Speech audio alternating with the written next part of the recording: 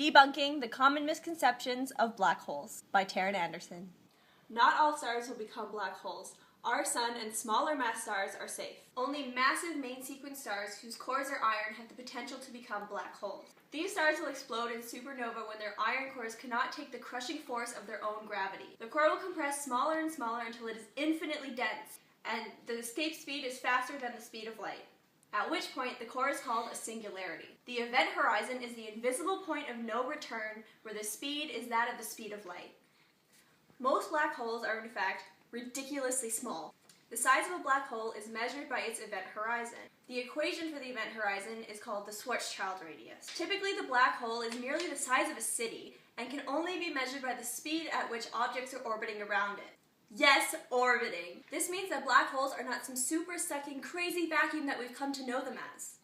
If our sun were to turn into a black hole, the Earth would keep orbiting as if nothing had happened. Gravity does increase as mass gets smaller, and according to Einstein's general theory of relativity, as the singularity gets smaller and smaller, it is bending space-time, causing the straightest possible path of objects to be altered by the denting of space-time. So, if you are further away, the escape speed becomes slower because gravity is less strong. Or, according to Einstein, the curvature of the black hole is not as intense to disrupt the paths of objects. Because the Earth is at a substantial distance from the singularity, its effects would be a lot minor, causing the Earth to orbit as if nothing had happened at all.